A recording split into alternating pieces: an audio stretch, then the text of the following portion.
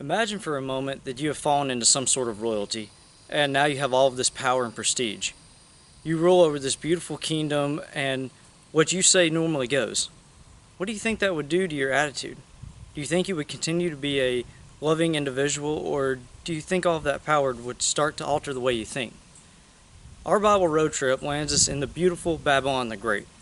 If you open your textbooks, you'll find that Babylon was a place of wonder, a place of grand beauty that was once home to the Easter Gate, a beautiful structure made from smooth glazed bricks. A place that once featured the Hanging Gardens that was considered among the 7 ancient wonders of the world. Now if you open your Bibles to your Old Testament, you'll find a man that found himself in a very similar situation to what we described earlier. A man who had all of this power at his disposal and yet found himself to live a very sinful life. This man, of course, was King Nebuchadnezzar, and his problem was that of selfishness. Now, by definition, selfishness is lacking the consideration for others, concerned only with one's own personal pleasure. Nebuchadnezzar was surrounded by the beauty of Babylon and all of its glory, and all of that started to go to his head. He became more and more concerned with the things of himself rather than things of others, and more importantly, the God that gave those things to him.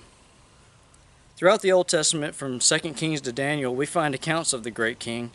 A good number of those verses prior to the book of Daniel recount his success in battle, using terminology such as someone came up against him or they were given into Nebuchadnezzar's hand.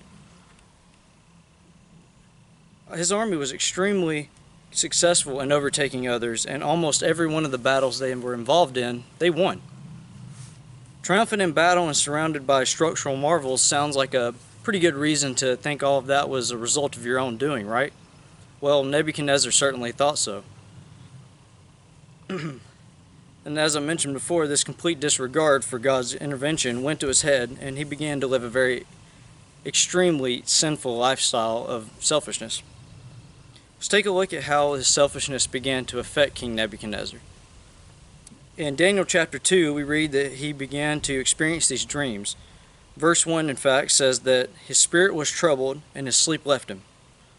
The dream was this. He saw a great image that was made up of all sorts of materials, ranging from gold at the head to clay and iron at the feet. A huge stone struck this structure and toppled it over, and he was confused because he had no idea what this dream was or what it meant. Well, when he sought for an interpretation, Daniel comes along and tells him the dream and interprets it for him, explaining that he is the head of gold and that every different material underneath is another kingdom that will overthrow the one above it, and that the stone that strikes and topples the rest over is a kingdom that will be set up that cannot be destroyed. For a brief moment, Nebuchadnezzar remembers God and praises him for what he does and what he has done for him and what he will set up in the future. But shortly after, his selfish desires return as he erects this huge golden image and commands the entire city to bow down to it at a certain time of day. If they did not adhere to his commands, he would throw them in a fiery furnace. After another dream and after another interpretation by Daniel, Daniel pleads for the king to turn from his life of selfishness to a life of righteousness. Of course, the king does not do this, and his ultimate result is to be cast out of his own kingdom to live as a beast in the field.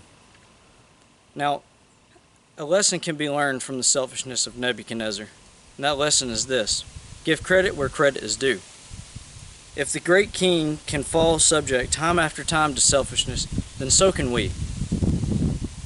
We hope you have been enjoying this series of the lessons in this Bible road trip, and we hope that you continue to do so.